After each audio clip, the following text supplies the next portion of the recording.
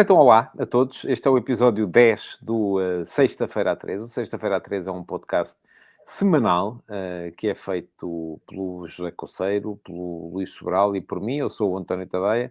Todas as semanas trazemos aqui três temas para debate. São geralmente temas um pouco mais longe da espuma dos dias e tentamos aprofundá-los a um nível máximo que conseguirmos.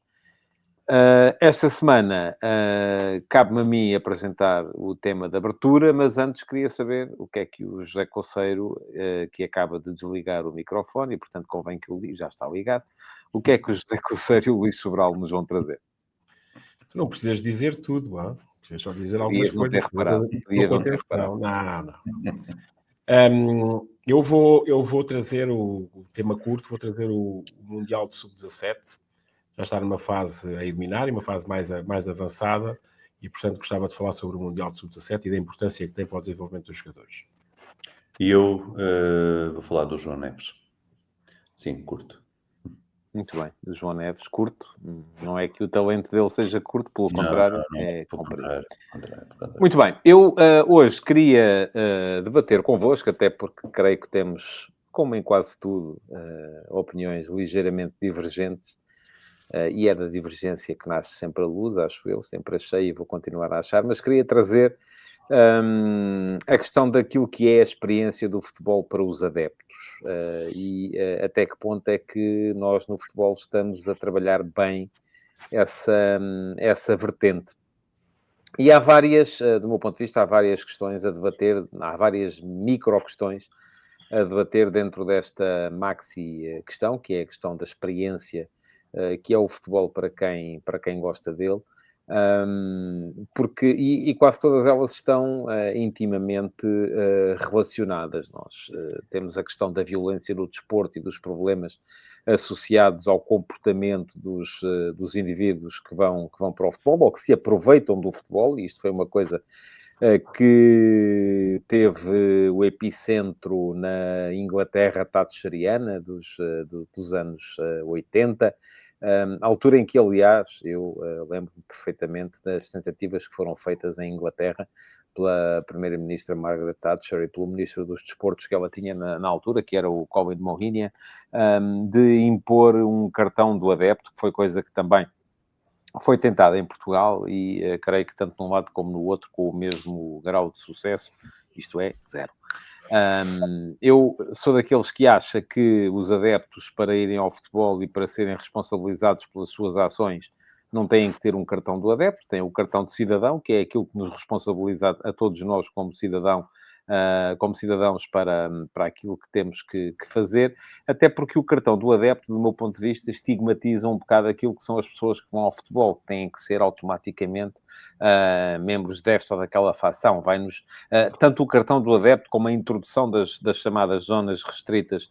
Eu nem sei muito bem a que é que corresponde aquele acrónimo, mas vocês vão com certeza explicar-me a seguir, que leva aqui as pessoas para levarem uma camisola do seu clube, ou para levarem um cascola, ou uma bandeira um bocadinho maior do que o regulamentado, tenham que ser quase que enjauladas, guetizadas, e aqui, a mim, o que me parece é que a sociedade está toda ela a caminhar, e felizmente, apesar das tentativas de alguns abstrusos que para aí andam, está a caminhar no sentido contrário, que é o sentido de recusar a guetização. Qualquer dia nós dizemos, bom, os adeptos do Sporting têm que ficar aqui, os do Benfica têm que ficar ali, os indivíduos do Bangladesh têm que ficar ali, os do Brasil têm que ficar acolá, e estamos, de facto, a caminhar para essa questão, para essa guetização, que a mim não me parece positiva. Eu percebo a ideia é tentar separar para evitar que haja problemas, posso discordar dela, e discordo firmemente dela, até porque me parece que na base de tudo isto estará a tentativa do Estado, enquanto responsável por aquilo que é a segurança dos cidadãos, tentar evitar ter chatices a seguir, portanto é prevenir em vez de remediar. Respeito isso, mas francamente discordo. Depois temos uma outra situação que eu acho que está relacionada, e aqui, apesar de tudo, não estamos a chegar ainda tão longe como estamos a chegar, por exemplo, na Premier League. A Premier League é um campeonato de grande apelo, faz grande apelo ao consumo, para ser cada vez mais a Premier League é alvo daquilo a que se chama já muito em Inglaterra o turismo do futebol. Os adeptos tradicionais dos clubes ingleses estão a ter muitas dificuldades, ou cada vez mais dificuldades, para poderem ver os jogos dos seus clubes, não só porque é caro, mas também porque cada vez mais os clubes estão a reservar fatias maiores daquilo que é a ocupação dos seus estádios para os turistas. Porquê? Porque os turistas consomem mais. Isso em Barcelona, não é? Já tinhas isso em Barcelona? Em Madrid. Sim, e traz Madrid, muito naturalmente. em estádios ou em clubes que Tem uma dimensão internacional. tenham grande impacto junto do público. Portanto, mas em Portugal também estamos a começar a ter, sobretudo nos três grandes, e os três grandes são os clubes que têm mais sucesso e são aqueles que enchem o estádio. A Liga apresenta-nos médias de público, que são as médias muito inflacionadas por aquilo que são as assistências no Estádio da Luz, no Estádio de Alvalade e no Estádio do Dragão, porque se formos a fazer a conta àquilo que são as assistências nos outros estádios, elas são quase residuais, mas cada vez mais também os adeptos desses clubes se queixam muito da dificuldade que é poderem assistir. Porquê? Porque há muita procura, a oferta não aumenta, e há dificuldade para comprar bilhetes para ir aos chamados aways, não é? Aos jogos fora de casa. São introduzidos critérios que os adeptos recusam, ou rejeitam, ou dos quais não gostam, porque são muitas vezes critérios que valorizam exatamente a capacidade, valorizam quem tem mais dinheiro para investir, e o futebol não é só uma questão, não é só um desporto para clientes, é um desporto para adeptos. Nós todos crescemos a poder ir à bola, a poder sentir aquele frémito de ir à bola e de ver os nossos ídolos ao vivo. Os miúdos de hoje dificilmente podem fazê-lo, a não ser que os pais tenham para ver os grandes, e os miúdos também são adeptos dos três grandes, muitos deles, a não ser que os pais tenham a possibilidade, e nem sempre é fácil, não só por uma questão monetária. Esta questão, do meu ponto de vista, e vou já também concluir, encaixa numa outra, que é qual é o público que o futebol quer, e ultimamente o futebol quer sobretudo o público da TV, não é? Portanto, lá está. Porquê? Porque a oferta nos estádios é limitada, os lugares não vão aumentar, a disponibilidade de lugares é aquela e não vai ser mais, enquanto que a televisão podes sempre vender mais uma assinatura, podes sempre vender mais um pay-per-view, podes sempre vender a mais gente que suporta. Agora, a questão é quando isso vem subverter o princípio que devia ser o futebol para o público. Porquê? Porque se o futebol se sujeita em demasia ao que são os horários prediletos para os operadores, vamos ter mais dificuldade também para o público poder ir aos estádios. A mim faz muita confusão que uma liga se jogue com jogos entre equipas que estão separadas por 250, 300 quilómetros, numa véspera, num dia de trabalho, a partir das 8 da noite. Faz muita impressão. Porque é que é assim? Porque são as slots horárias que os operadores televisivos mais gostam. Agora, eu acho é que isto aqui pode, e este era também um bocadinho o apelo que eu vos queria lançar, que refletissem um bocadinho sobre isso, porque isto pode, se calhar, também inverter aqui um bocadinho, sobretudo se nós pensarmos no peso que está a ganhar a pirataria nas transmissões de futebol, e na dificuldade que vai ser manter as transmissões de futebol dentro daquele ambiente controlado em que nós as fomos conhecendo. Porque as pessoas vão continuar a ver na TV, mas vai haver menos gente a pagar, porque está a tornar-se muito, muito, muito complicado manter tudo dentro daquelas plataformas em que as pessoas têm mesmo que pagar. E pronto. Então, desta vez sou eu, não é? É, Zé, avança. Estás mais cedo, vá. Aos 10 minutos. Então vamos lá pelo primeiro princípio. Nós, no futebol profissional, jogamos para o público. Acho que estamos todos de acordo.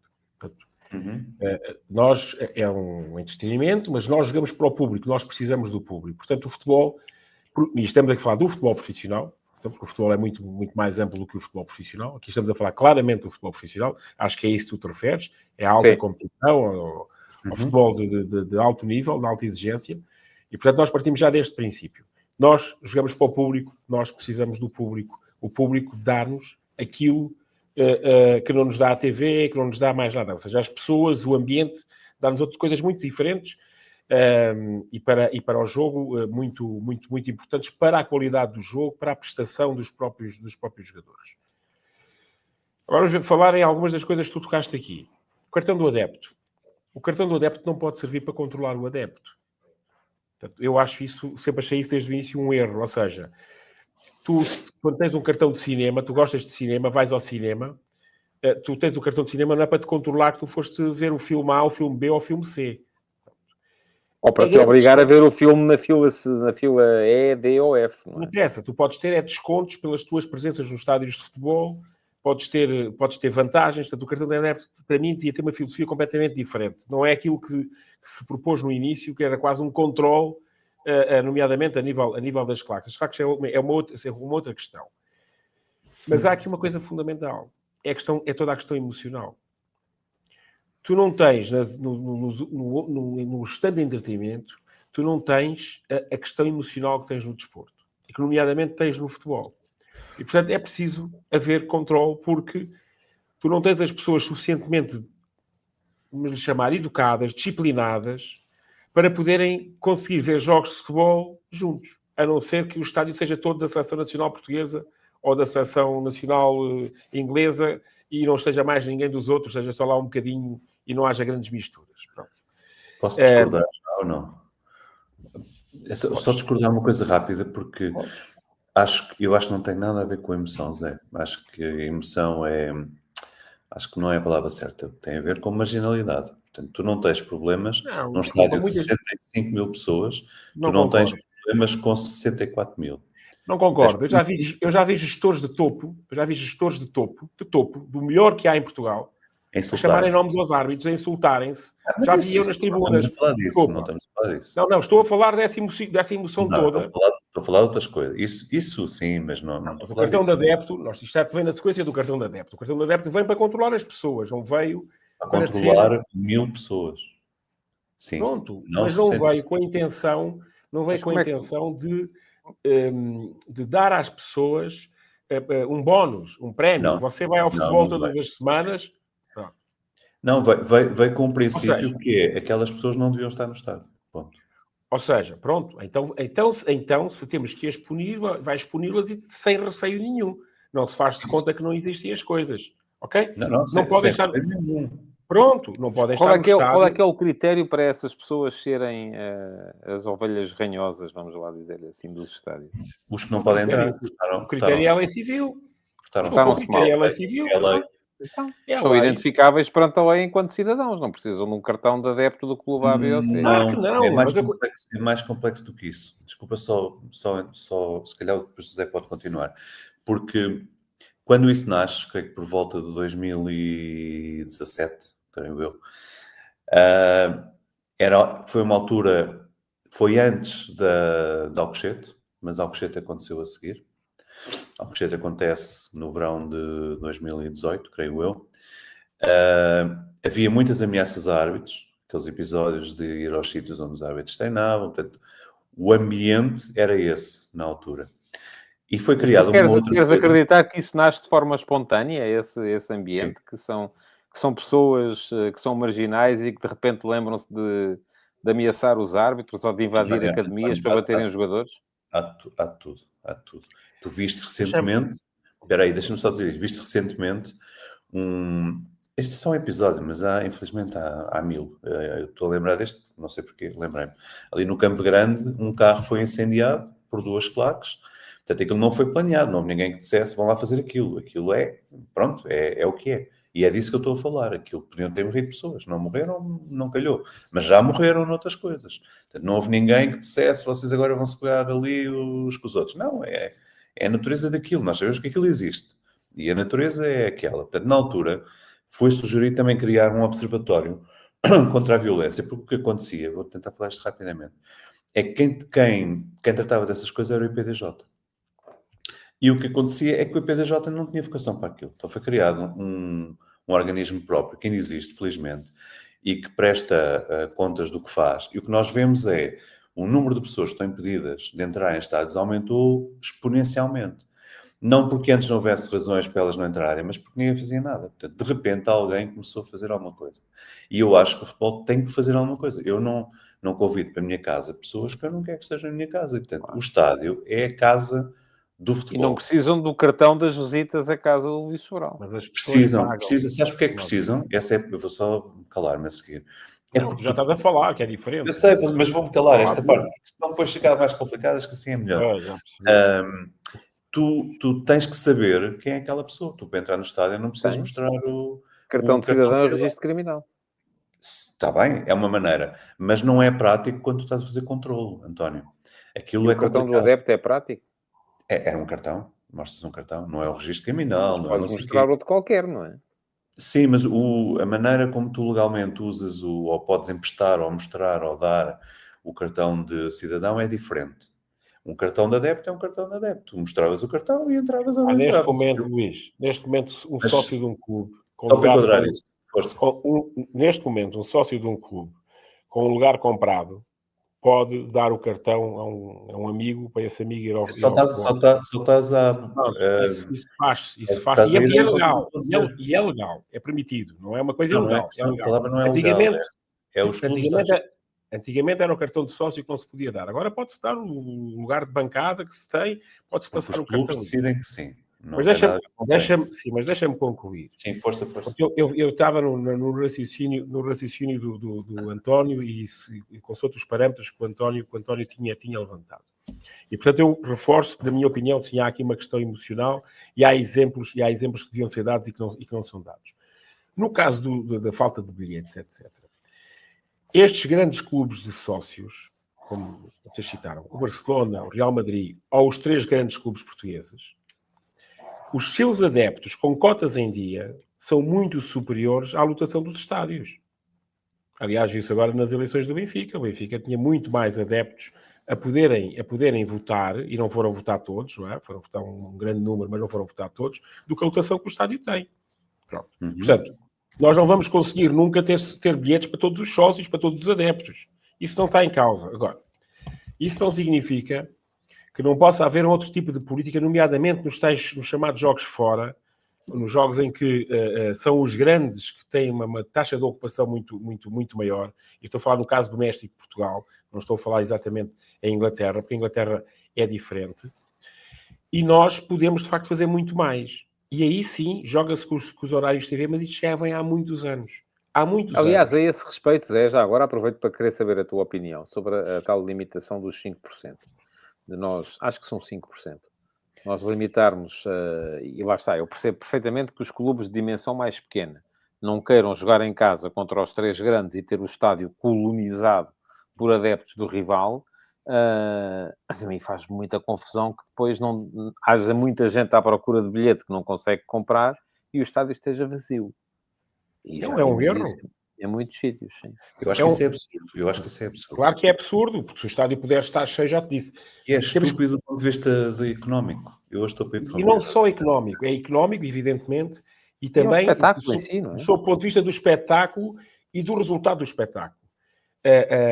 Os jogadores estão muito mais motivados para um jogo. Não quer dizer que não tenham foco, têm foco, e obviamente que sim, são profissionais, treinam, mas é completamente diferente de jogar com 50 ou 60 mil num estádio do que jogar com 1000 pessoas. Não é igual. São coisas completamente diferentes. O ambiente é outro. Portanto, eu não concordo muito que se há muito público do adversário, nós estamos a jogar em casa, estamos em desvantagem. Não é verdade, nem sempre é verdade. Mesmo que seja assim. Não, Luís, eu tenho várias experiências de jogos com clubes de mas mesmo que tenhas noção do ponto de vista que lhes vendemos a bilheteira. Desculpa, que lhes vendemos a bilheteira e ganhamos o jogo. Portanto, isso não devia ser permitido não vender bilhetes. Isso é totalmente contra a essência do que é um jogo. Tens bilhetes para vender e não vendes. Por isso eu estou a ir aos princípios. Eu estou a ir ao princípio. O princípio é nós jogamos para o público, se o estádio puder estar cheio, melhor. Portanto, claro. Isso é uma falsa questão para mim. Então nós não ganhamos quando for 50-50 nós já não ganhamos, é por isso que nós não ganhamos. Porquê? Porque se parte logo do princípio que o público está a pressionar o árbitro, porque o árbitro toma decisões diferentes porque há mais público de uma equipa do que de outra. É evidente que as pessoas são pressionáveis. Obviamente que sim, mas não podemos partir desse princípio. Temos que partir do princípio em que o estádio tem que estar cheio e que temos que trabalhar Precisas de receita, quer dizer, precisas de Precisa receita. de receita e repara, Luís, e precisas... De receita, Mas porque isto está muito ligado à situação que o António levantou dos horários televisivos, etc. Porque nós precisamos de público e precisamos de atrair público jovem também. E o público jovem não pode vir a um jogo de alguma dimensão a um domingo às 10 da noite, ou às 9 da noite, ou às 8h30, ou seja o que for. Gostava que vocês tivessem razão, mas eu acho que vocês não têm razão, porque tu vês o Moreirense, não sei quê, às 3 e é... Porque não, mas lá está, porque há mais trabalho, Luís, porque há mais trabalho que tem que ser feito. Claro. E há trabalho que não é feito. E por isso eu não estou a ocupar o A, o B ou o C, estou a falar na generalidade. O princípio tem que ser esse. Porque há clubes pequenos, eu bem sei que se estiveres próximo de um grande centro urbano, se torna mais fácil. Uhum. Eu tenho essa experiência há 25 anos atrás, não foi agora. E conseguimos passar de 1.000 pessoas para 5, 6, 7 mil pessoas. Desculpa, e conseguimos fazer isso? Não, por exemplo, no Alverca conseguimos fazer isso. Pronto, mas o Alverca é um centro urbano, é diferente. Eu disse que era mais fácil junto às grandes metrópoles. Lisboa e Porto se torna mais fácil. Mas, por exemplo... Mas é um centro urbano onde toda a gente é do Benfica ou do Sporting, ou claro, eventualmente do Porto. Tens que fazer... Sim, mas existem.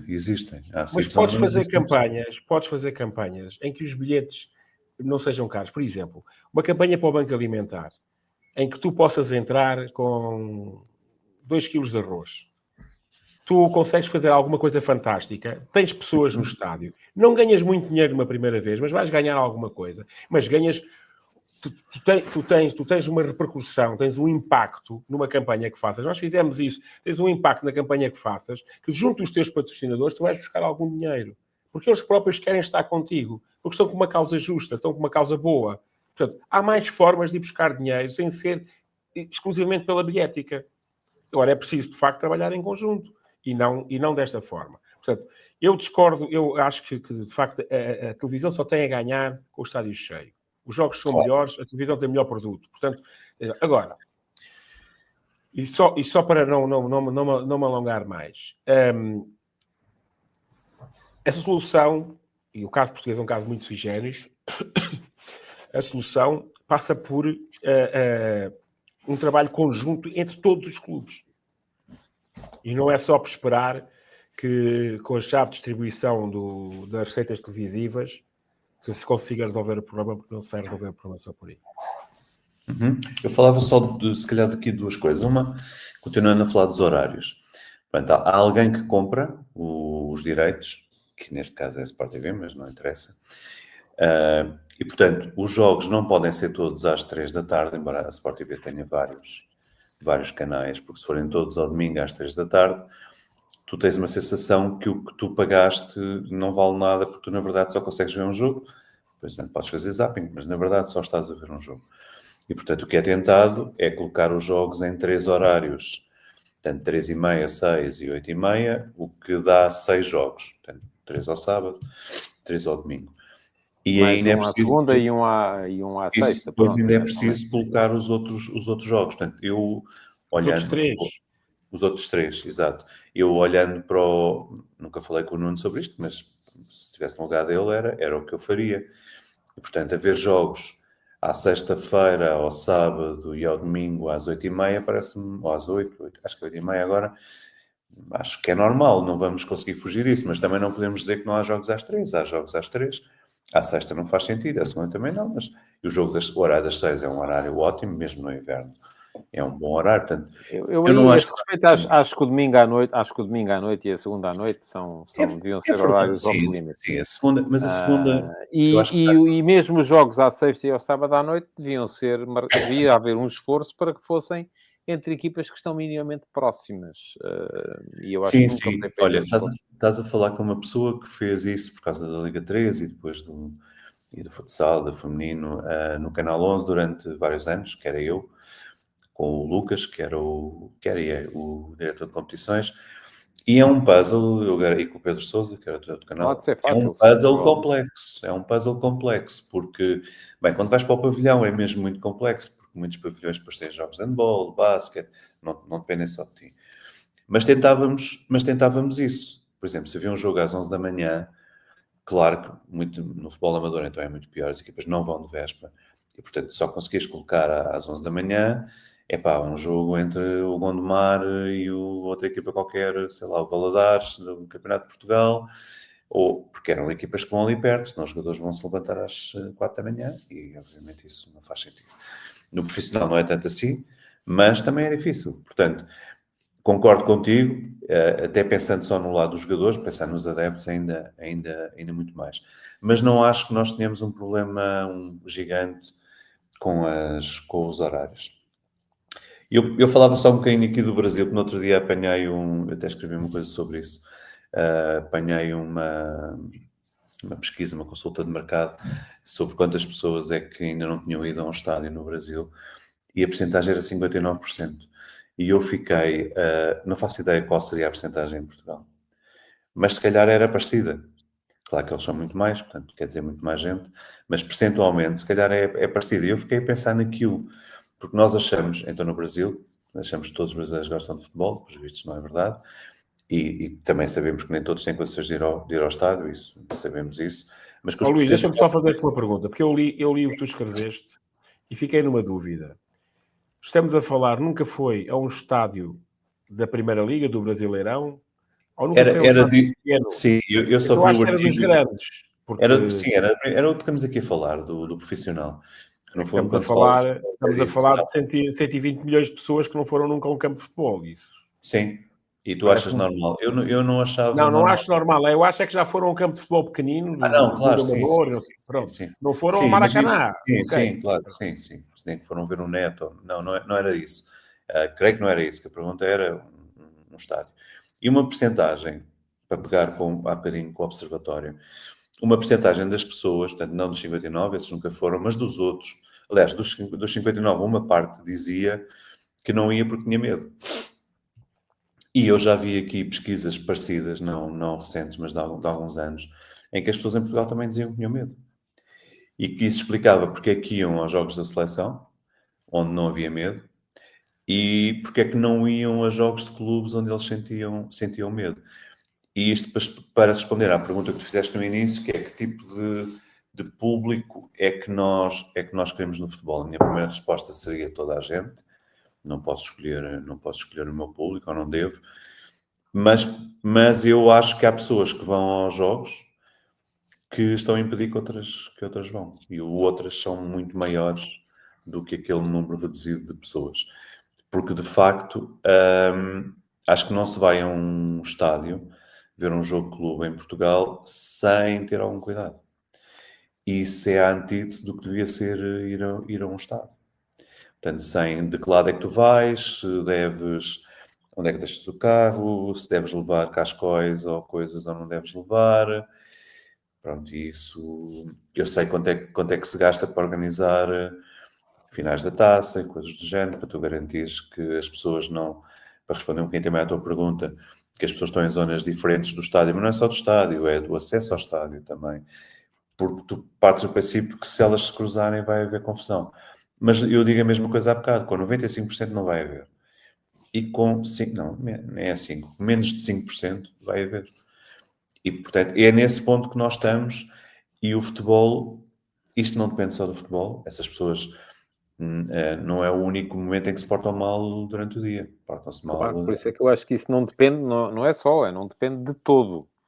Não depende, da mesma maneira que o problema do mas hooliganismo em Inglaterra não era um problema do futebol, era um problema social. Sim, mas vai ter contigo, António. Portanto, tu tens que criar, tens que gastar dinheiro, e há muito dinheiro que é gasto nisto, e tens de te preocupar com esse problema porque ele é muito real. E pronto, no fundo eu queria dizer isso, que percebo o cartão de adepto, depois não funcionou porque ninguém quis que funcionasse, não é porque ele tivesse à partida problemas que o impedissem de funcionar, é porque ninguém quis que ele funcionasse. E o Observatório, felizmente, funcionou e está a funcionar, e se calhar devia ter mais meios, porque parece-me que esse é o caminho, identificar as pessoas e impedi-las de ir. Para mim, esse é o caminho. E eu acho que muitas vezes há aqui pode haver, de facto, duas esferas que se intercruzam entre o fenómeno das claques e o fenómeno do mau comportamento associado ao futebol, mas eu não acho que seja legítimo sequer acharmos que, suprimindo as claques, ia acabar o mau comportamento no futebol, de todo. Claro que não. Eu não estou a dizer que deves suprimir, não é isso. Eu não sou contra as claques por princípio, não é isso que eu estou a dizer. Estou a dizer dentro das... Até conheço muitas pessoas que tiveram em claques e que estão em claques, não é isso. Não tenho esse estigma. Mas há pessoas, eu vou-te dizer de outra maneira, é difícil tu encontrares noutras zonas do estádio pessoas cujo comportamento seja tão mau que tu digas este tipo não devia entrar aqui. Tem outros tipos de comportamento, mas mesmo, o árbitro, isso é outra embora coisa. aquilo que me parece a mim, e isto aqui é um bocado de whataboutismo, mas é a minha ideia, é que os tipos que pior se comportam estão muitas vezes a ser manobrados e maniatados por essas pessoas que se portam bem. Estamos aqui a falar muitas vezes de guardas pretorianas que vão para ali e que têm uma grande sinceramente, acho que não é nesse período já que nós vivemos. Da regimentação. Mas sabes, ao dia que estamos a gravar, acho que hoje eu acho que não, sim, mas tu há bocado é que falaste aí dos tempos de 2017 e 2018, ainda era muito assim. Sim, acho que hoje é melhor. Acho que hoje é melhor. E estava a falar de uma coisa específica. Essa coisa dos árbitros, por exemplo, as pessoas não têm noção. O Zé, provavelmente, como treinador, também já passou por coisas, e nós, como jornalistas, também já passamos, também é verdade. Mas acho que nada equivale, nada se compara com o que os árbitros passaram. E tu não podes ter uma familiar de um árbitro que trabalha numa escola e sai de uma escola e vai ao café e pede um café, e ao lado estão duas pessoas que começam a dizer coisas. Isto não pode acontecer. Isto não pode acontecer. E isto aconteceu. Isto já aconteceu. Portanto, é também contra isto. Saber de quem ela é, atenção. Eu sei, é isso que eu estou a dizer. Sem saberem quem é, mas não falando com intencionalidade. Sabendo quem é. Mais os episódios das portas dos sítios onde eles moram. Nós também já tivemos treinadores cujos adeptos foram à porta dele. Portanto, eu disse isso. Portanto, treinadores, jogadores já viveram coisas horríveis e, infelizmente, é provável que jornalistas também, não é? Sim, e os jornalistas também. Eu até hoje sempre andei completamente à vontade em todos os estádios. Já tive uma vez, antes de uma final da Taça de Portugal, uma claque quando eu entrei para o relevado para fazer o live stand-up antes do jogo, a entoar o meu nome em coro e a mandar uns insultos por cima, mas devo dizer que não é coisa que me afeta minimamente. Fisicamente nunca fui molestado e espero não vir a ser. E eu acho que muito disso tem que ver com aquilo que as pessoas também puxam para si mesmas. Não é? Agora, os árbitros estão sujeitos a uma pressão, a um tipo de pressão que nós não estamos. Os jogadores, os treinadores também. Mas, de qualquer maneira, lá está. Há coisas que são horríveis, há coisas que são muito, muito maus.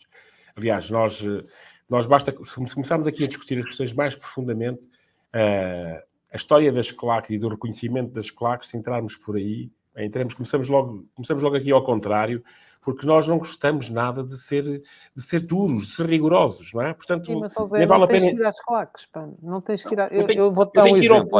Eu tenho que ir ao público. No domingo, tens que ir à sociedade em geral. E volto, olha, hoje ainda não disse aqui que o ser humano é naturalmente mau, mas vou dizer agora. Eu no domingo, por acaso, antes de ir tinha um dia longo pela frente. Tinha um dia longo pela frente, porque saí de casa muito cedo, fui a conduzir até ao Porto, fiz o jogo no Estádio do Dragão, vi a conduzir para Lisboa, ainda estive no telejornal às 8 horas, foi um dia cansativo, e até mesmo para me convencer que ia encarar o dia, no domingo de manhã, fiz uma coisa que já não faço muito, que foi um post, aliás, partilhei no Facebook e no Instagram. E a propósito daquilo que eu escrevi sobre o que ia ser uma dia, houve malta que começaram-se a pegar uns com os outros. Não era já comigo, já eram uns com os outros, já as pessoas insultam-se para aqui, porque as pessoas insultam-se naturalmente. Sim. E lá está. Queremos o quê? Um cartão do utente das redes sociais também? Vamos precisar. Queremos regulamentar tudo e mais algo. A maioria não vai às redes sociais fazer isso. Portanto, a maioria não é assim. Pronto. Não eram tipos das claques, aqueles, eu tive a curiosidade de ver quem eram. Pronto. A maioria não vai lá. A maioria... Pronto, vamos para aquele lema. A maioria é silenciosa. Okay? É condicionada e é silenciosa. Que é o que o Luís dizia há pouco. Não vai ao futebol porque sabe que vai ter problemas, então não vai. Prefere ficar em casa, prefere ver pela televisão e não vai ter chatices. E isso é que é mau. Por isso tem que ser uma festa, tem que ser um jogo. Ou seja, o futebol é importante, mas o futebol não é a coisa mais importante da vida. Há muitas coisas muito mais importantes que o futebol.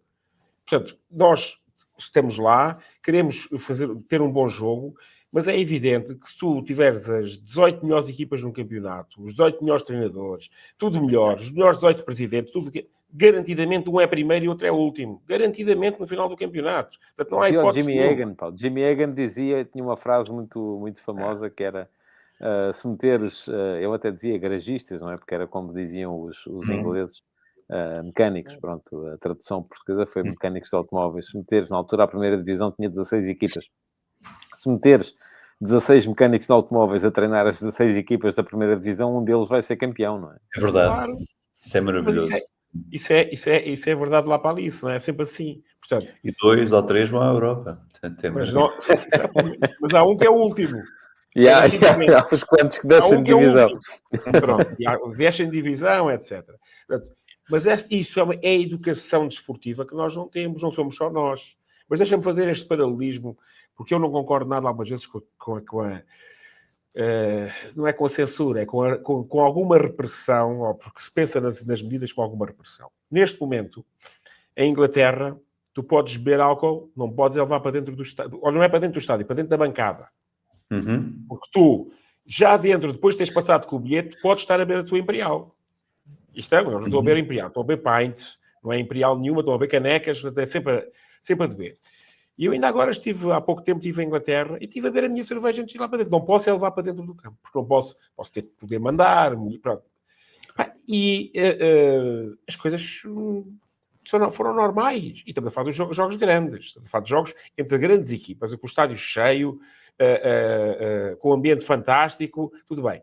Portanto, já não é a mesma coisa a esse nível. As pessoas ganharam outro tipo de consciência. Nós cá, por exemplo, eu vou-te dizer isto, há situações de estádios, porque vocês sabem que o bar, o Luís sabe isto muito bem, o bar, nomeadamente para os clubes mais pequenos, é uma fonte de receita muito grande. Ok? Bem, para os clubes fora das competições profissionais, ainda maior. Portanto, aqueles clubes mais pequeninos têm o bar aberto para fora, tu sais e vais cá fora e bebes álcool, porque estás na rua a beber álcool, depois vais para dentro do campo. Mas não podes vender para o lado de dentro, só podes vender para o lado de fora. E há clubes maiores que vendem álcool quase com o nome de código. Sim, com o nome de código, sim. Isto é inadmissível. Isto é inadmissível. Está toda a gente a fazer de conta que não vê. Qual é o problema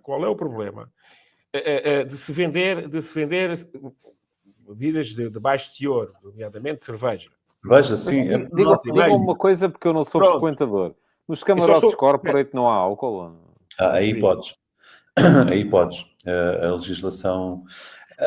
A letra da lei é um bocadinho... Eu só estou a fazer o paralelismo, Luís, percebes? Só estou a fazer o paralelismo. Mas a questão tem muito que ver com o que o Zé estava a dizer. Ir ao futebol em Inglaterra neste momento é como ir à ópera, não é? Portanto, aquilo é tão caro, que a malta que vai paga para... Portanto, gente, como dizia o Wilson no Brasil, é gente do alto, não é? Portanto, não pode, mas tu, em relação à lei, já existe possibilidade de tu teres, aliás, por isso é que tens na chamada zona VIP.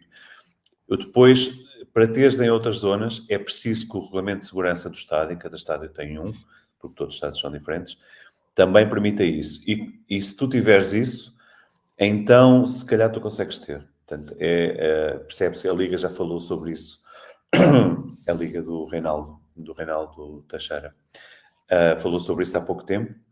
E eu acho que percebi que há vontade de tentar, sei lá, numa... Taça da Liga, por exemplo, pareceu-me haver vontade para experimentar isso. Ainda por cima, os jogos, creio que são todos no mesmo estádio, portanto, se esse regulamento de segurança por acaso permitir, se calhar dá para testar. E tu, acho que se calhar tens que começar a testar e depois, ao fim de algum tempo, se não houver problemas... Mas eu acho que há quanto tempo é que o Tadeia estava a falar do preço dos bilhetes? Há quanto tempo é que andamos a discutir o IVA dos bilhetes? Porquê é que o IVA de um espetáculo desportivo é 23% e porquê é que o IVA nos outros espetáculos é 6%? Não faz sentido. Desculpa, há uma série de questões que não fazem sentido. Não é assim tão simples. Mas vou tentar dizer isto em 2 segundos, ou em 4, ou em 5. tirar o IVA e mudar é muito simples e dura menos que a nossa conversa. Tu, futebol profissional, teres um comportamento que leva que seja possível politicamente tomar essa medida, é muitíssimo mais complicado. Isso é outra questão. Não, para mim essa é que é a questão. O regulador, não, desculpa. Isso é outra questão. As coisas são faladas publicamente, mal faladas, isso é outra questão. Não, é o teu comportamento. Em termos estruturais, em termos de consistência política, e isto não tem nada a ver com questões desportivas, tem a ver com questões políticas, que sentido é que isto faz? Nenhum. Que base é que isto tem? Nenhuma. Não é simples. Nós, futebol, e estou a falar ainda como pessoa de futebol, não sei se sou ou não, mas mais ou menos, nós não temos o comportamento certo para gerar essa mudança. Portanto, isso é outra história. Essa é a história. Isso é outra. Não é só... Os 23% são um castigo. Essa é a reação. Como não tem o comportamento certo, nós não mudamos. Não são um castigo, mas não é fácil. Eu só estou a fazer paralelismos em relação ao público. Só estou a fazer paralelismos em relação às questões do público que o Tadeia levantou. Isso tens razão. O António que levantou estas questões. Portanto, eu só faço respostas, só dou exemplos em relação a isso. José, e nós sabemos... Eu, sinceramente, acho que é uma hipocrisia o que se passa. Mas pronto, mas isso é a minha opinião também. Mas não é só hipocrisia. É que quando tu vais analisar a coisa com mais profundidade, os clubes, e agora já não estou a falar dos grandes, estou a falar de todos, o papel que eles representam do ponto de vista social, de educação, de atividade física, é incrivelmente importante. Portanto, o Estado apoiar esses clubes não faz mais do que a sua obrigação. Portanto, sobre isso não tem a mínima discussão. Portanto, os clubes todos precisam, e não estou a falar só os de futebol, estou a falar os de ginástica, de natação, estou a falar de tudo o que é desporto, neste país devia ser apoiado de uma maneira completamente diferente. Completamente, porque o desporto vai fazer bem, tu vais poupar imenso na saúde, na saúde mental também. Isso são coisas que nem têm discussão nenhuma. Só que tu não tens, quando qualquer partido, estou a ir para a política, mas pronto, qualquer partido, tu vais ver o programa que eles têm, e nós até temos um secretário de Estado que conhecemos bem, mas qualquer partido, o que eles têm sobre desporto é uma coisa muito pequena versus o papel central que o desporto devia ter na vida, no pensamento político de cada partido e de cada governante e de cada presidente de Câmara. Que para mim é uma coisa... Mas se calhar posso estar bem mal, como é a minha área. Olha, vou-te dizer, tu sabes bem isto que eu penso. Se não fossem as autarquias, então é que o desporto estava mesmo mal. É verdade, sim, isso é indiscutível. Se não fossem autarquias... É indiscutível. Vamos ao Mundial? Vamos ao Mundial, sim, porque hoje temos esse compromisso de fazer isto em menos de uma hora. Portanto, vamos lá embora. Zé. Em relação ao Mundial de Sub-17, portanto, não é só por causa da prestação da seleção portuguesa, mas é o primeiro Mundial que foi alargado. A FIFA e o Arsène Wenger pensaram nisso e eu acho que muito bem. Faz sentido, neste escalão, ser um Mundial com 48 equipas, dar oportunidade a muitas equipas de federações que, de outra forma, não teriam a oportunidade de lá chegar, de poderem jogar um torneio desta dimensão. Eu acho que isso é muito bom para o crescimento do futebol a nível global, e para o crescimento de muitos desses países, pela oportunidade que têm de ter lá os jogadores. Esta é uma componente, e depois há uma outra componente, que é a componente estritamente desportiva e da prestação dos jovens com 17 anos. E nós começamos a perceber facilmente que a oferta que se tem dentro de cada um dos países é decisiva para desenvolver as potencialidades desses mesmos jogadores. Ou seja, os países que têm a oportunidade ou que dão a ferramenta aos clubes, dos clubes poderem utilizar os jogadores em escalões superiores e que os utilizam, esses países, neste escalão, tiram vantagem. Poderão depois não ter a mesma vantagem já no sub-20 ou no sub-21, no caso da Europa. O Campeonato da Europa depois é de sub-21, porque os jogadores passam a jogar noutro patamar. E isto para dizer o quê? É que é fundamental que se perceba que quando se está na formação, o importante não é ganhar o campeonato. Quer dizer, é importante, todos nós queremos ganhar o campeonato. O importante é o jogador. Seja a jogadora no feminino, seja o jogador no masculino. São aqueles jovens. É dar-lhes condições. Tal como nós fazemos na escola, o processo é idêntico. Se eles tiverem potencial, jogarem num patamar mais elevado. Ou seja, um patamar competitivo de maior exigência. E o que faz é que quando eles depois jogam juntos com os das suas idades, eles têm prestações diferentes e têm prestações melhores. Evidentemente que muitos destes jovens não conseguem ter essa prestação aos 17 anos, vão ter mais tarde, porque os seus países não têm essa possibilidade e vão ter depois essa possibilidade. E por isso acho muito bem que se faça um Mundial, que isso devia também acontecer com o europeu, que seja mais alargado para dar a possibilidade a que mais desses talentos possam aparecer. E agora vou ser um bocado concreto, por exemplo, não é por acaso que a Áustria ganhou 4-0 à Inglaterra. A Inglaterra não é pior que a Áustria, é melhor que a Áustria, no futebol no geral, Mas isso acontece porquê? Porque há situações como o Red Bull, etc. Há situações diferenciadas de competição. Na Áustria, que a Inglaterra não existe. Os ingleses, por exemplo, não podem ter equipas B, é um dos problemas que eles terão sempre. Têm 92 equipas profissionais, portanto não há espaço para isso. Nós e os espanhóis, por exemplo, temos e tiramos proveito disso. Portanto, é um aspecto sempre a refletir, mas a perceber isto. Os melhores têm que jogar contra os melhores, têm que jogar num patamar mais elevado, porque o objetivo não é que a equipa de baixo ganhe os campeonatos. O primeiro objetivo é que os melhores jogadores consigam atingir níveis de excelência e que sejam sujeitos a isso. O paralelismo com a escola é exatamente o mesmo. Tu, quando tens uma matéria qualquer, seja o que for, que já sabes, na primeira aula demoras 10 minutos a resolver um problema, os teus colegas resolvem em meia hora. Na segunda aula, és capaz de... À terceira aula já demoras 15 minutos porque já sabes que vais resolver aquilo facilmente. E tu desmotivas-te, porque não és sujeito a essa exigência. Portanto, no desporto é exatamente igual. Eu até se calhar um bocadinho mais longe do que tu, que não é os melhores contra os melhores, é os melhores contra os melhores do nível acima, portanto, da idade acima. Sim. Se for isso, o que é que eu queria dizer sobre isso? Acho que nós nunca saberemos bem, claro que os tempos são outros, pronto, mas nunca saberemos bem qual foi a exata importância de nós termos sido campeões do mundo de sub-20 em 89, 90 e 91, porque esse tempo, nessa altura, era o tempo em que esses miúdos, eu estou a falar naquela altura, o Paulo Sousa, a geração sobretudo de Riad, que tinha o João Pinto que era mais novo, mas eram todos mais velhos do que os 91, ou quase todos, o Couto, pronto, esses jogadores todos, era muito mais difícil nessa altura, e hoje ainda é difícil, chegar às primeiras equipas do que é hoje. Claro. E foi aí que, de repente, nós começámos a aceitar que que jogadores como o Figo o João Pinto, podiam chegar à seleção A com 20 anos, com 21 anos, isso ser normal, porque até ali isso não era assim tão normal. Aliás, eu lembro-me na altura, Luís, de ter sido polémica a questão quando nós estávamos ainda a discutir a entrada na fase final do Euro 92, havia um jogo nos Países Baixos, na altura chamávamos de Holanda, mas agora são os Países Baixos, em que alguns desses jogadores foram para a equipa A e deixaram de contar na seleção de esperanças. O Carlos Queiroz levou-os para os A e eles depois não estavam disponíveis para o sub-21.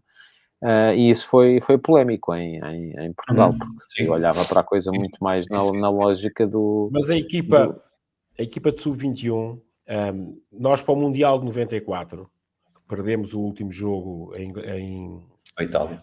Em Milão. Aí já era, não é? Ajuda-me, eras tu já. O quê? Não, foi nessa altura, não foi. O jogo é em final de 93, não é? Mas não era o jogo da porcaria. Era o jogo da porcaria. Sim. Esse jogo. Sim. Nesse jogo, nós também tínhamos o sub-21 e houve jogadores que, quando não iam aos A, jogavam no sub-21, estavam a fazer essa transformação. E depois essa equipa base, essa equipa de sub-21, é a equipa que faz a primeira final de um europeu de sub-21, que era só uma fase final com 4 equipas, perdemos pela morte súbita com a Itália. O Gol de Ouro, quando fomos muito melhores, e nessa equipa jogam juntos o Figo, o Rui Costa, o João Pinto, o João Oliveira Pinto, o Jorge Costa, o Rui Bento, o Paulo Torres, o Capucho, o Sapinto, dizias a equipa toda. O Nelson na direita, o Braçar como guarda-redes, muita gente. Pronto. E temos uma excelente equipa, provavelmente, se calhar, a melhor equipa de sub-21 que eu vi de Portugal, ou pelo menos com mais talento. Mas é bom não esquecer que nós lembramos sempre dos primeiros lugares. Mas nós, nesse período, em 93 fomos a um Mundial, que foi o Mundial da Austrália, se não estou em erro, que não correu tão bem, mas em 95 fomos terceiros no Mundial da Arábia Saudita, que é o Mundial do Dani, lembras? Do Nuno Gomes. É no Qatar. Qatar, aliás. Do Nuno Gomes, do Dani, etc. Ou seja, sim. Há aqui fases de trabalho, de gerações, há coisas que foram feitas anteriormente que são fantásticas e que nós devemos realçar. É interessante agora que com o Sub-17, em que nós temos um espaço competitivo, já aqui falámos do Sub-23, que até precisa de ser remodelado, em nossa opinião, já falámos aqui sobre isso. Temos equipas B, temos etc., em que os melhores conseguem jogar acima. Aproveitamos muitos desses miúdos que jogavam no Sub-17. No ano seguinte já estão nas equipas A. Aliás, basta ver a equipa do europeu de Sub-17, do último, não é esta geração, mas a anterior. A outra já que perdeu. Curiosamente é que perdeu a final. Sim, tens Mora, Kenda, João Simões, pelo menos estes três já estão a jogar ao mais alto nível e já foram à seleção A, 2 deles. E esse é o objetivo destas competições, é dar a oportunidade desta experiência e do aparecimento de valor. Agora, vai aparecer valor que não é só da seleção portuguesa, vai aparecer de outros países, não é? Mas era aí que eu ia chegar, ou seja, portanto, isso foi muito importante e eu acho que isso continua a ser importante. Por isso é que não é só por isso, é porque é Portugal, mas eu adorava que estes miúdos fossem até à final, porque cada jogo vai ser uma experiência inacreditável. Claro, eles vão aprender imenso em cada jogo, em cada semana que passarem lá, como é que se recupera. Pronto, são coisas que não compras na farmácia, não há à venda, tu ou vives ou não vives. E, portanto, é fantástico. Mas falta fazer o resto. Eu, no início da época, fui ver onde é que estes miúdos estavam a competir. Confesso que agora não tenho visto. Os titulares estão basicamente nas equipas de sub-19. Pois, pronto. E o que é sub-19? É sintético, blá, blá, blá, blá, blá, blá. Portanto, estes miúdos, com a qualidade que eles já demonstraram na competição anterior e o que estão a demonstrar, porque dá gosto de ver jogar esta equipa, estes miúdos tinham que já estar muito acima. E nós continuamos a olhar, acho eu, para o jogador estrangeiro de uma determinada idade de uma maneira e para o jogador português, estou a generalizar, não são todos os casos, para o jogador português de outra maneira. Claro que se ele for o Kenda ou o Mora, tudo bem. Eu não estou a falar desses, estou a falar dos outros que não são o Kenda ou o Mora e que realmente precisam de oportunidades consistentes e regulares. E esses nós temos que olhar para, sei lá, há jogadores ali de meio campo que tu dizes, é o Kenda ou o Mora. Não é, mas tem tudo para ser um ótimo jogador. Mas se não jogar no clube dele, quando de repente tem 21 anos, tem 22, e já não vai dar. Por isso é que as hipóteses estão de nós termos ferramentas, ou seja, temos competições de eles poderem jogar mais acima. A outra questão tem muito a ver com treinadores. Os treinadores... E com dirigentes. Com dirigentes, claro. O teu projeto esportivo. Os dirigentes é que têm que dar cobertura aos treinadores, não é? Não, mas é mais profundo que isso. Qual é o teu projeto desportivo? É ir buscar jogadores lá fora e pô-los aqui para se vê? Eu tenho essa experiência de ir buscar jogadores e perco 2 jogos ou 3 jogos, mesmo quando ia buscar jogadores à terceira divisão e ao Campeonato de Portugal, perco 2 ou 3 jogos e a pressão existe. E a pressão existe e é interna. Projeto desportivo e capacidade do clube como um todo. Muito bonito, mas pronto, é muito bonito. O futebol tem que ser explicado Zé, o futebol tem que ser explicado aos adeptos. Deixa-me só dizer isto. Os dirigentes e os treinadores gastam, eu ia dizer perdem, mas não é, gastam muito, muito, muito pouco do seu tempo a explicar o futebol. Porque o futebol tem que ser explicado. Toda a gente acha que não, que toda a gente sabe tudo. Isso dá equívocos gigantescos de pessoas que fazem figuras até um bocadinho tristes às vezes, que não são do futebol, nem são do jornalismo. Na televisão, a falar de futebol achando que sabem. Mas eles não sabem. E os dirigentes também nunca perderam tempo para explicar. Outros temas baralham-se todos também, portanto não te preocupes com isso. Mas a culpa não é dessas pessoas. A culpa é o futebol tem que explicar. Tem que se conseguir explicar. E uma das coisas que é preciso explicar é porque é que eu invisto em formação e porque é que os jogadores de formação têm que jogar, porque o meu clube precisa de depois, mais tarde, desenvolver esses jogadores e ser capaz de o vender, porque vender um jogador que é da formação dá muito mais dinheiro do que vender um jogador que eu já comprei. Isto é bastante simples de explicar, mas tem que ser explicado. Eu só não gosto do termo vender. Eu só não gosto do termo vender. Vendeu o passe, pronto, mas não existe passe, para já dizer que não há passe. Explica lá o João Neves, então, que foi um jogador que foi O formado, João Neves, que primeiro... em miúdo nem tinha assim tanto hype, não é? À volta dele, mas depois Sim, assim que chegou à equipa Neves, principal, deu um salto brutal. O João Neves, eu queria primeiro fazer aqui uma enquete, não sei nem que buscar esta palavra. Pronto, aqui uma pesquisa, ou sei lá, uma sondagem não é, que é, qual foi o vosso gol preferido do João Neves? Porque eu consegui escolher um, mas tive que pensar bastante. Dos 3, qual é que foi o vosso preferido, António? Eu gostei dos 3, achei os 3 maravilhosos. Não, está bem, isso não é a resposta. Qual é destes três da seleção? Sim, claro, sim. O que eu mais gosto dele é o pontapé de bicicleta dentro da área. Não, neste jogo. Eu arrisco-me a escolher o último. O último, e tu? Acho que a rapidez de execução mas o primeiro também. O primeiro é uma rapidez de execução fantástica para mim. Mas o primeiro e o último são 2 casos de rapidez de execução. Tem que se pensar uma velocidade. Aquilo é um pensamento muito rápido no primeiro gol. Pois, mas eu acho que aquilo é intencional. O livre é o livre, pronto, tudo bem. Mas no primeiro e segundo, o que eles têm de comum, sendo que são bastante diferentes, é essa capacidade de decidir em nem sei quantos neurónios que se juntam e o movimento que ele faz para receber é o mesmo movimento que ele faz para finalizar, tanto no primeiro é incrível isso, é uma coisa do outro mundo. E eu estava a pensar, dei por mim a pensar que os 3 golos são incríveis, o livre plasticamente é lindo também, bate na barra e vem, depois já vi vários anos, aquilo é tudo incrível. Mas também me pus a pensar que quando saiu o sorteio, tu dirias qual é o jogo mais chato desta qualificação? É o Portugal-Arménia, já vamos estar qualificados, não tem interesse nenhum. E por isso é que o futebol é tão incrível, também é por outras coisas. Vais para um jogo de futebol à espera de uma coisa e sais do jogo com uma história incrível. O jogo em Portugal marcou tantos golos como o seu recorde. O jogo em que aconteceu uma coisa raríssima, que é 2 jogadores fazerem 3 golos, 2 hat-tricks no mesmo. 2 médios. Depois 2 médios. E depois haver golos lindíssimos. Tudo aquilo foi incrível.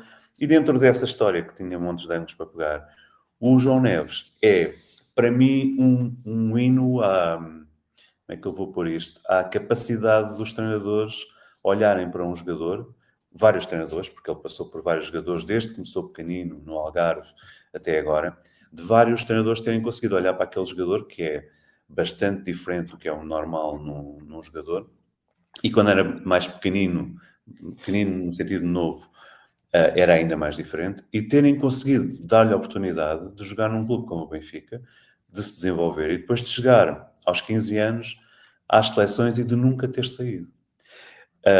Portanto, para mim é muito mérito do João, que é uma pessoa extraordinária, mas também das dezenas, se calhar quase centenas, de pessoas com quem ele se cruzou no edifício do futebol português, que é bom, o nosso edifício é bom, temos muita gente boa, a conseguir olhar para ele e dizer, este miúdo vai dar jogador.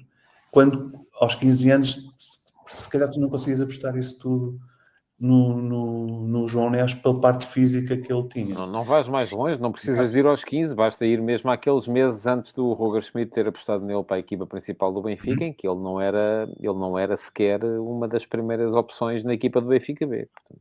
Não era uma primeira opção, atenção. Ele, por exemplo, para as seleções nacionais, começou logo a ser uma opção na seleção sub-15. Ele entrou logo no sub-15. Por acaso... Foi isso que eu disse. Eu disse, porque estava... Até já fizeram uma peça sobre isso e tudo. E nós, por exemplo, nós, todos os anos, tínhamos ido a uma fase final do Campeonato da Europa. Ou de sub-17, ou de sub-19, ou de sub-21. E no ano em que falhámos, foi o ano em que o João Neves, o Chermiti foi expulso em Inglaterra e o João Neves teve aquela lesão no pé. Não sei se te lembras, teve aquela lesão que foi realmente grave, ficou parado durante muito tempo. Tal. O João, em nível das seleções, sempre foi um jogador muito, muito importante. A questão depois da questão da equipa B, lá está, são aquelas idades. E porquê? Porque, mais uma vez, as equipas B servem para potenciar jogadores para a equipa A. Ok? Eu vou-te dizer este exemplo. Por exemplo, vou falar do Benfica B neste momento. O Benfica B, neste momento, durante estes últimos meses, pouco tempo teve para treinar. Porque os seus jogadores andaram entre a Youth League, porque este ano a equipa do Benfica B, por exemplo, é mais nova do que a do ano passado. A do ano passado era uma equipa mais velha.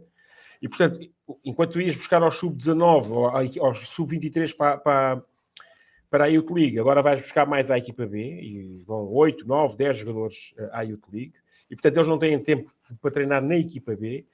Vão às seleções nacionais, quando vêm, também não têm tempo para treinar. Portanto, para o treinador da equipa B...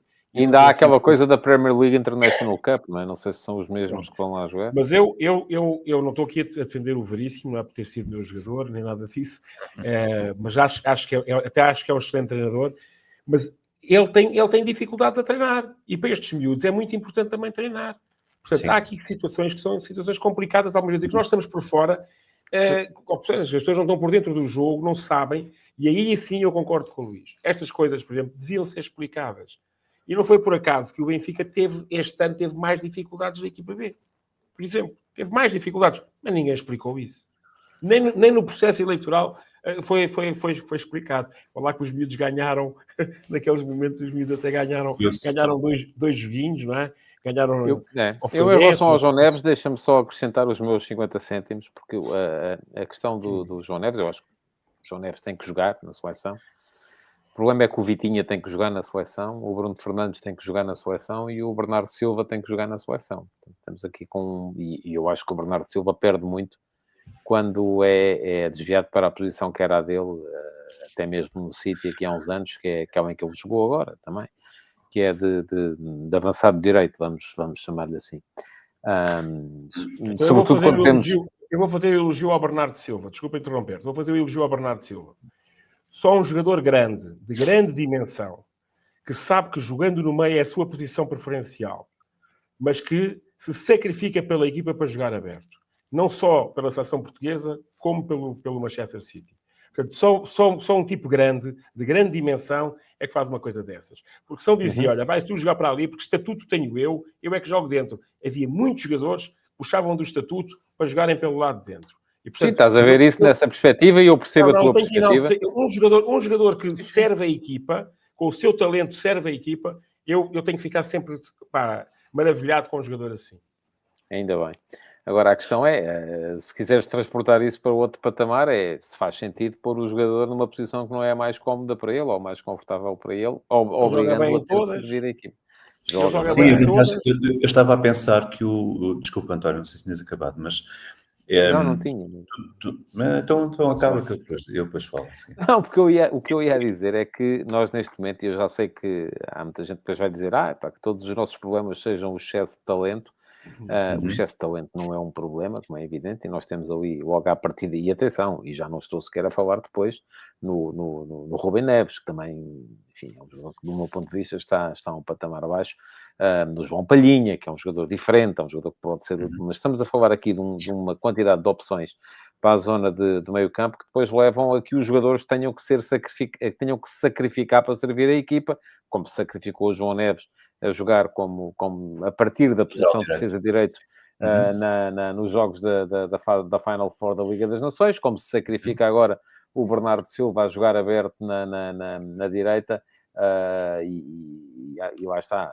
Eu acho que correu melhor neste jogo contra a Arménia do que correu, por exemplo, na Irlanda, por uma série de razões. A primeira das quais a Arménia é a pior equipa do que a Irlanda, portanto, à partida há mais condições para correr melhor. A segunda das quais eu acho que o todo fazia mais sentido. Porquê? Porque se nós jogamos com um ponta de lança como o Cristiano, precisamos de um tipo de jogo. Se jogamos com um ponta de lança como o Gonçalo, precisamos de outro tipo de jogo. E o tipo de jogo que forneciam aquelas opções que estavam em campo coaduna-se mais com o tipo de jogo que pede um avançado como o Gonçalo, porque o Gonçalo afunda a linha defensiva adversária, cria mais espaço nas entrelinhas, e o Cristiano baixa mais em apoio e vai até congestionar mais ali a zona das entrelinhas. O Zé já está a torcer a cara e tal coisa, já está este gajo a falar de bola, jornalistas a falar de bola, do Rei Esparta. Deixa só antes do Zé. Antes do Zé não, e isto tudo para te dizer que pronto, o problema do João Neves e do Bernardo e do Bruno e do Vitinha é que são todos muito bons e é uma chatice. A gente tem que inventar uma maneira de jogar com eles todos e não conseguimos. E era, ainda bem que acabaste de ir, porque era mesmo aí que eu queria ir, que é, se há coisa que eu acho que as análises ainda são feitas de uma maneira que eu acho que já não faz sentido, honestamente, é sempre nessa ideia de toda a análise acaba num 11. E eu acho que isso já não existe. Com um treinador com o Roberto, não existe, e também não vejo isso acontecer, por exemplo, no PSG, nem nesse tipo de equipas. Porque a densidade, e eu estou a falar sobretudo, quer dizer, também há densidade quando tu jogas, como jogaste agora com 3 dias de diferença, há uma densidade também, mas quando jogas em competições mundiais europeus, então a densidade é muito maior. E, portanto, já não faz sentido aquela ideia do titular. Isso é um conceito, mesmo na cabeça dos jogadores, claro que eles querem jogar os minutos todos, mas isso também já é um conceito que já não é como era nos anos 80 e 90. O futebol com 5 substituições e com a densidade há ali de jogos... meia dúzia de pessoas às quais vais ter alguns problemas para explicar isso. Mas não vais. Acho que não conhecendo o grupo, acho que, António, uma das grandes vantagens, são perguntaste porquê é que acreditas, mas pronto, eu tenho uma visão diferente porque estive lá há 10 anos, mas porquê é que tu acreditas que nós podemos ganhar o Mundial? E eu digo-te, pela qualidade do grupo que nós temos, não dentro do campo, mas pelo grupo que eu sei que eles fazem. Tu tens, por exemplo, um lance, eu vou-te só dar 2, 3 exemplos deste jogo, e tu vais-me dizer, correu tudo bem, é verdade. Mas tens um lance no fim, que é maravilhoso, do Bruno Fernandes com o Félix. O Félix, em vez de dar a bola ao Bruno para finalizar, e a televisão mostra, estavas a fazer o comentário, mostra o Bruno a dizer, mas depois, aquilo normal, tipo, porra, era tão fácil. Eu disse, porra, se calhar não posso dizer, mas pronto, não interessa.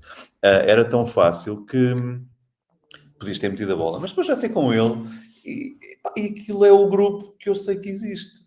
Dizer, não puseste a bola, mas olha, pronto, para a próxima meta, e eu também coisa, e era mais um gol.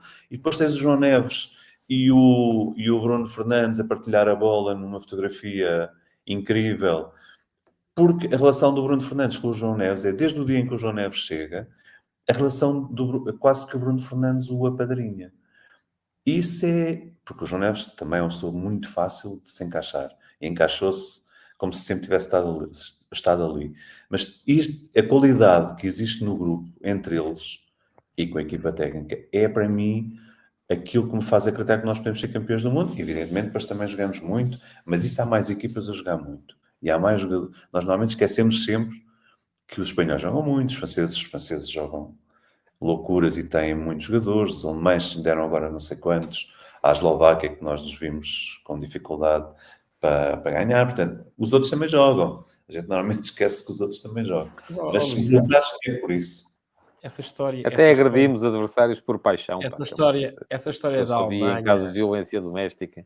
Essa história da Alemanha... A Alemanha também perdeu com a Eslováquia no primeiro jogo, não é verdade? Ganhou agora, mas perdeu no primeiro jogo, perdeu na Eslováquia. Mas ganhou bem agora, 5 ou 6, não foi? Bem, mas mas há uns meses, que não foram assim há tantos, foi em setembro, perdeu. Em novembro ganhou, em setembro perdeu. Sim, eu estou a dizer é que a Alemanha é uma equipa forte. Eu só quero dizer isto, António. Para mim, a grande diferença está no processo defensivo. Okay?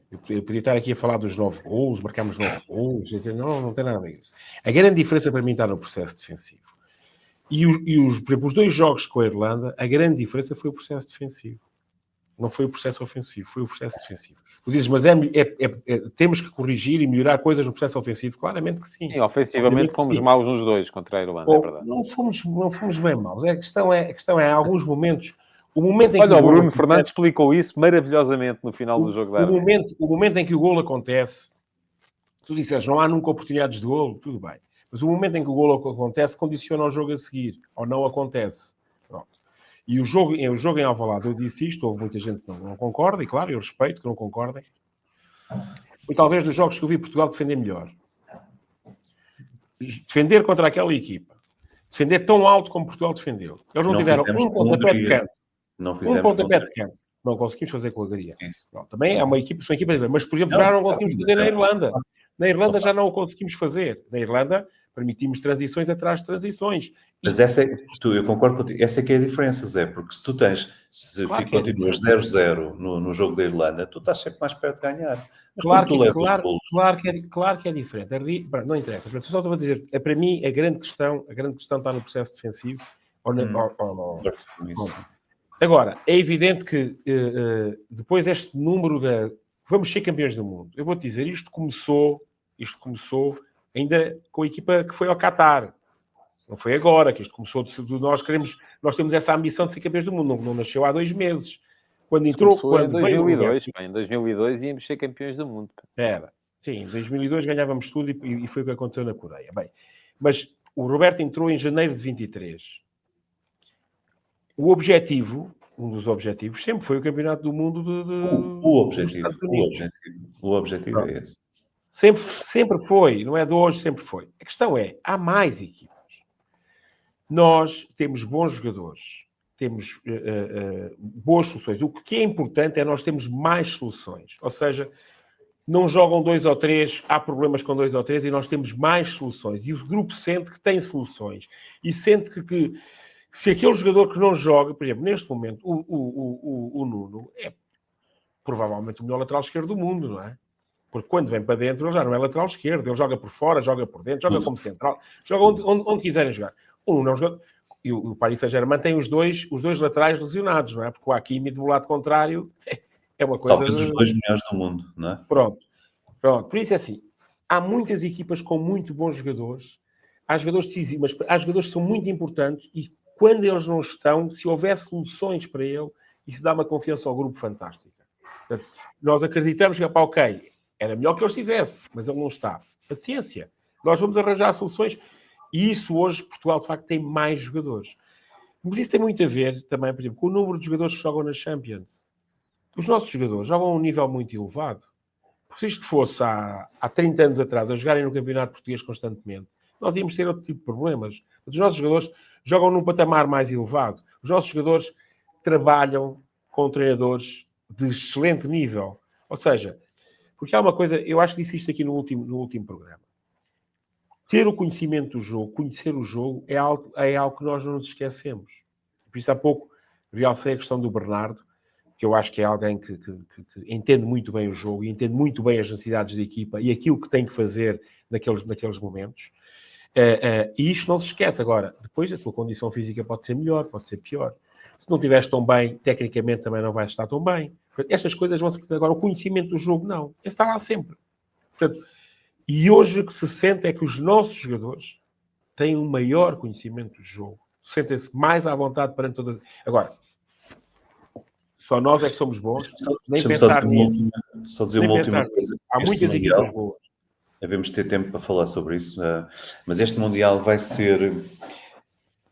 Não vou dizer que é o mais exigente de todos, não estive em todos, mas vai ser seguramente um dos mais exigentes de sempre, porque fazer em 3 países da dimensão que são, nós não sabemos ainda, ninguém sabe onde é que vamos ficar, e o grupo, e onde é que vamos jogar, mas é quase certo que vais ter viagens. Depois vais ter, para as seleções europeias, uma dificuldade acrescida, que é tens que ir, dependendo de onde fiques, tens que ir muito mais tempo antes do que é costume tu ir já para uma competição. Não podes ir muito mais tempo antes, porque à final das Champions a 30... O mais tempo antes que começa a 11. o mais que tu puderes. Se tu pensares, nós temos optado em 24 fizemos só jogos de preparação em Portugal, 22 foi diferente e 21 creio que também. Não me quero enganar, mas creio que sim. Ou seja, a nossa decisão era, sempre que possível, jogar em casa, os jogos de preparação. Beneficiar a qualidade do trabalho, a qualidade do treino, face à necessidade de adaptação. Sabes que esse foi o grande problema em 2014, por exemplo, não é? Descanso. E eu acho que eu já escrevi isso, acho que mas eu estive. Este Mundial vai ser, desse ponto de vista da ciência, sim, o mais exigente de sempre. Era aí que eu estava a ir. Que é, por um lado, as viagens, é o que é. Precisas ter alguma sorte nos grupos, no que te calha no sorteio, e precisas de ser muito hábil e muito perspicaz a escolher o sítio que vai ser a tua base. E depois vais ter aqui uma coisa que ninguém sabe o que é que quer realmente dizer, que é as seleções de topo, os seus jogadores estiveram também no Mundial de Clubes. Portanto, eles já entraram nesta época em déficit físico, e quando eu digo físico, é físico e mental. Que isso vai refletir-se em lesões, já vimos algumas, mas sobretudo em cansaço mental. Portanto, a maneira como tu geres isto e os clubes gerem isto vão nos dizer muito de como é que os jogadores vão chegar ao Mundial.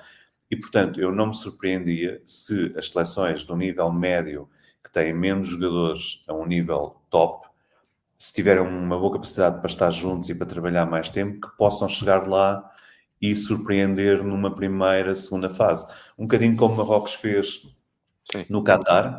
Quem esteve no Qatar percebe as condições todas que Marrocos tinha para aquilo que foi bem. Já escrevi sobre isso e a minha última intervenção é só para vos dizer o seguinte. Estamos a falar de um campeonato do mundo que vai ser jogado em condições climatéricas muito diversas, porque é muito diferente tu jogares em Vancouver, ou em Seattle, ou até em Boston, ou jogares em Miami, ou jogares na Cidade do México, ou em Guadalajara. Vais ter a questão da altitude, também, lá está, mais uma vez, Cidade do México vai apresentar problemas relacionados com a altitude.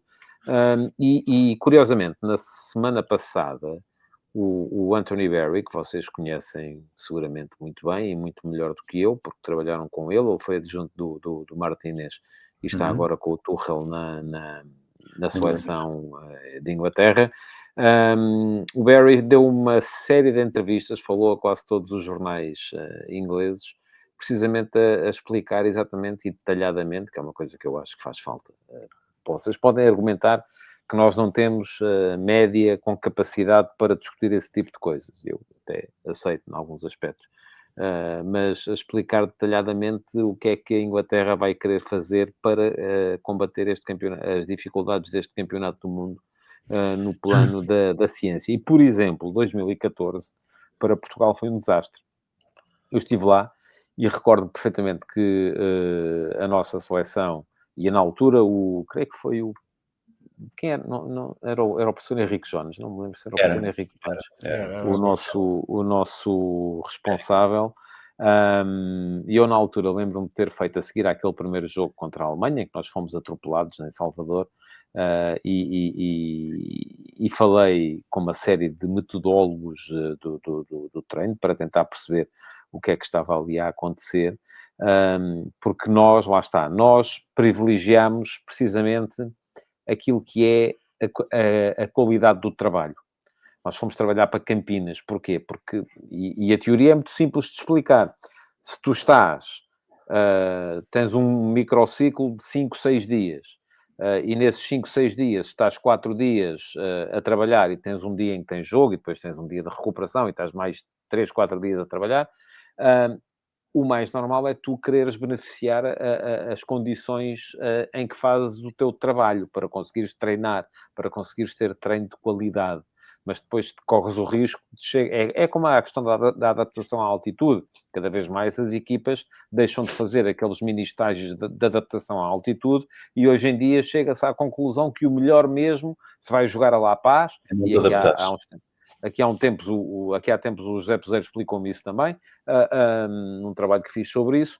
O melhor que tens a fazer é chegar 2, 3 horas antes, jogar e ir embora, que é para não haver sequer problemas relativamente a isso. Bom, mas em 2014 nós optámos por ficar a trabalhar em Campinas. Campinas tinha clima moderado, 17, 18, 20 graus. Chovia de vez em quando e tínhamos ali condições perfeitas para treinar. O problema é que fomos jogar a Salvador, com uma umidade, e depois fomos jogar a Manaus a seguir, uma umidade dos diabos e um calor que aquilo não se conseguia sequer respirar. Os alemães estavam a treinar numa ilha da Bahia, daquelas que para se chegar lá tem que se andar em 3 barcos diferentes. E quando entraram no estádio em Salvador, aquilo para eles era o paraíso, porque já estavam mais do que... Agora, treinaram mal, treinaram. E eu sou muito curioso relativamente a essas coisas. Sabes uma coisa? Se fosse só isso, o Brasil não tinha levado 7. É verdade. Nós levámos 4. A Alemanha também tinha. A Alemanha também havia uma coisa que ajudava, é que eles eram bons. É só isso não justifica tudo, não é? Porque só o Brasil jogava em casa, habituado, tinha tudo e levou 7. Pronto. Portanto, eu acho que não vamos simplificar tanto também assim. Agora, é complicado, nós também com os fusos horários fazemos isso. A mim já me aconteceu jogar com 5 horas de diferença de fuso horário, okay? E começar a fazer na véspera o horário do destino e, no fundo, em vez de jogar às 5 da tarde, eu fui jogar ao meio-dia. Okay? Fui jogar ao meio-dia. Porque tinha que vencer aquilo. Porquê? Jogava numa quinta-feira, tu repara. Jogava numa quinta-feira, se não estou em erro, jogámos na Áustria. Uma quinta-feira. E num domingo, jogar na Sibéria. E consegue-se fazer isso. Claro, vais mudando de jogadores, vais fazendo aqui uma série de adaptações. Não podes jogar com o mesmo 11 o jogo todo, é óbvio. Pronto. Mas consegue-se fazer isso. Agora, há aqui uma questão que o Luís tocou e é fundamental. É a cabecinha de toda a gente. A cabeça, o espírito de grupo. Isso é decisivo. Isso é decisivo. Ou seja, nós costumamos ter uma frase que eu acho que é um bocado lapidar. Nós temos uma grande equipa quando os suplentes estão a torcer para os titulares ganharem o jogo. Ok, daqueles que eles estão lá dentro, os que estão de fora estão a torcer para que aquilo que aconteça bem, corra bem. Quando nós temos os que estão de fora, estão naquela, nunca mais entro, nunca mais vou eu lá para dentro. Acabou. Esquece, é só no primeiro problema. E aqui tu tens longo tempo de concentração. É muito tempo de concentração. O Campeonato do Mundo é muito tempo de concentração. Quem chega à final, não é? Quem é eliminado ao fim de 3 jogos, não é? Portanto, é preciso desanuviar a malta. E depois, a malta que faz uma competição tão densa, muitos deles vão ter a Champions e depois não têm nenhum dia. Saem das Champions, entram em estágio dentro da Federação. Quer dizer, isto é bom para alguém. Essas decisões que passam um bocadinho, que é normal. É muito importante. Isto é muito importantes. E se calhar, para acabar, que já passámos os 20 minutos do que mas acho que são temas interessantes que não se falam tanto. E este não estava sequer programado. Não estava planeado, mas eu agora já estou de fora e, portanto... Viemos do João Neves para aqui.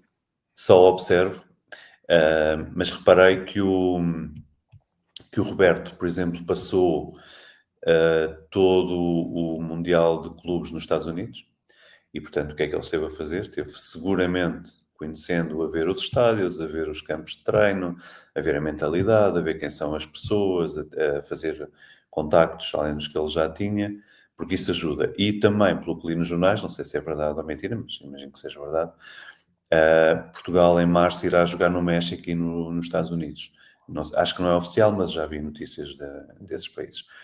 O que, mais uma vez, se calhar não é tão bom do ponto de vista do descanso dos jogadores em março, numa data complexa, mas é ótimo para tu perceberes o que é a realidade, tua organização, tu staff e tu jogadores, o que é a realidade que tu vais encontrar 3 meses depois. E, portanto, essas micro / macro, que até são bastante importantes, decisões, mais uma catrefada de outras, são tão importantes como quem é que joga de início. Minha experiência destes anos, igualmente importantes ou mais importantes. E aqui, tu ires mais cedo para te adaptar, o mais cedo que tu puderes, tem um problema que o Zé, mas ao qual não consegues fugir, que o Zé falou, que é mais dias longe da família, mais dias todos juntos uns com os outros, e não é porque as pessoas têm mal que se dão bem, mas é hotel, é treino, é o mesmo espaço, e é muito importante tu conseguires desanuviar. É mesmo muito importante. Se tu, por exemplo, jogas em Paris, como foi o Euro, é muito fácil tu desanuviares, porque a tua família vai e vem, os amigos vão lá. Se tu jogas na Rússia, isso é muito difícil. Se jogas no Qatar, é quase impossível. E se jogas nos Estados Unidos, por muito que queiras ir passear aos Estados Unidos, também é longe, e é caro, e não é para todos. E, pronto, e não estou a falar só dos jogadores, estou a falar do staff também, porque se o staff também não está bem, isso também toca nos jogadores.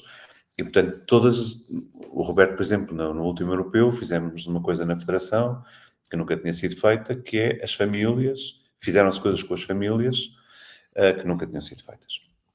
E que tiveram um impacto muito bom no grupo, nos jogadores, mas também no staff. Em que tu, de repente, tens a família do staff com a família dos jogadores, todos juntos na zona, no espaço de hotel que foi escolhido e que foi escolhido também porque permitia isso, e tudo isso conta imenso. Claro, perdemos porque uma bola bateu no poste, mas pronto, mas tínhamos todas as condições para ganhar.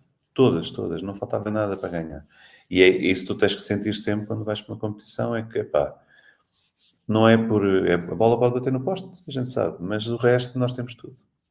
Porque jogadores nós temos, treinadores nós temos, o resto temos que ter também. Os jornalistas é que são fracos. Vamos lá.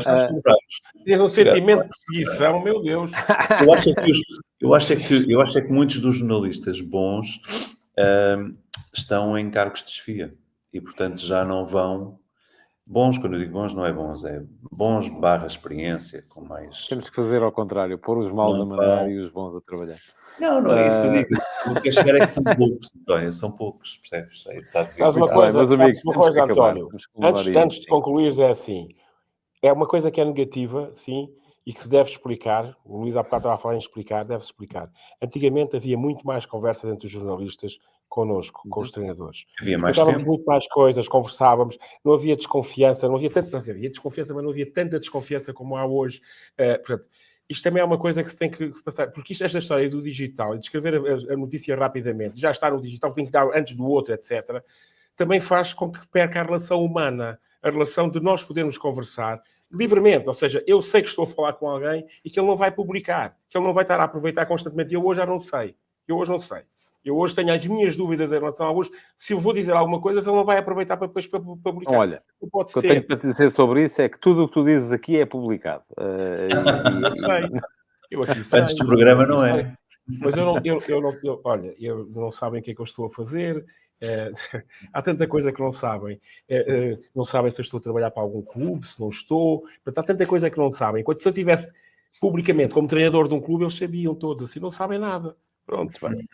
Vamos acabar. Vá lá, meus amigos. Muito obrigado a todos os que estiveram aí a assistir à emissão desta semana, do Sexta-feira à 3. Voltamos para a semana. Eu creio que para a semana será a última edição antes da interrupção de Natal e de Ano Novo. Portanto, vão ficando por aí para mais um Sexta-feira à 3. Um abraço. Abraço.